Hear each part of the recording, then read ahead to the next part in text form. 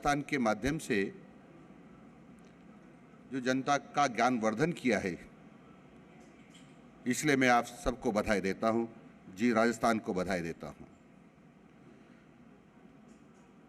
जी राजस्थान हमेशा ध्यान ये रखता है कि निष्पक्ष समाचार हो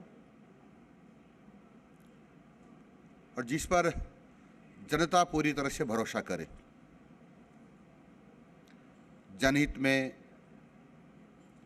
जागरूकता के लिए, अपराधों की रोकथाम के लिए अनेक प्रकार की ज्ञानवर्धन जानकारियां जी न्यूज़ हमेशा देता रहता है और मेरी कोशिश रहती है कि मैं कुछ समय निकालकर कुछ समय जी न्यूज़ को अवश्य सुनूं। मैं इस अवसर पर आप सब लोग को बधाइयाँ देता हूं और ये अवसर ऐसा है जब अभी अभी हमारे देश की सीमाओं में घुसकर पाकिस्तान के आतंकवादियों ने पहलगांव में हमारे पर्यटकों पर हमला करके 26 लोगों को मौत के घाट उतार दिया। और ऐसे समय में हमारे देश के माननीय प्रधानमंत्री जी विदेश में थे।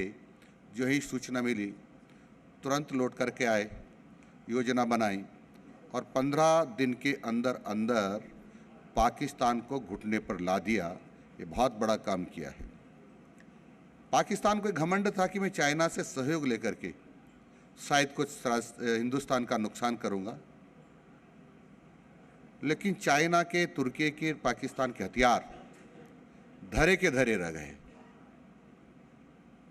कल्पना भी नहीं थी विश्व के लोगों को ऐसा होगा, लेकिन वो हो गया।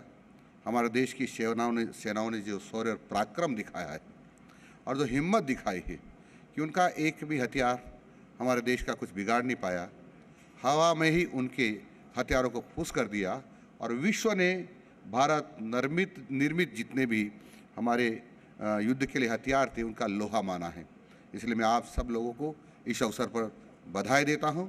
और जो पाकिस्तान लगातार विश्व में जाकर के भीख मांग रहा है और भारत से भी अपेक्षा करता है कि वो जो उन्होंने पानी पर पाबंदी लगाई है वो पानी दे दे, और इसलिए जगह जगह जाकर भीख मांगने का प्रयास कर रहा है। लेकिन भारत सरकार इस पर अड़ी गए कि हम किसी भी कीमत पर पीओके पर ही बात करेंगे, उसके बाद आगे की दूसरी बात करेंगे। पहले हम जो पाक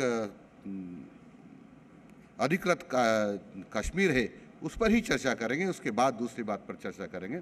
और मैं इसलिए भारत सरकार को बधाई देता हूं, हमारी सेनाओं को बधाई देता हूं और देश के जागरूक नागरिकों को बधाई देता हूं कि वो देश के कोने कोने में सेना के समर्थन में लोग खड़े हैं और सेना के सम्मान में खड़े हैं।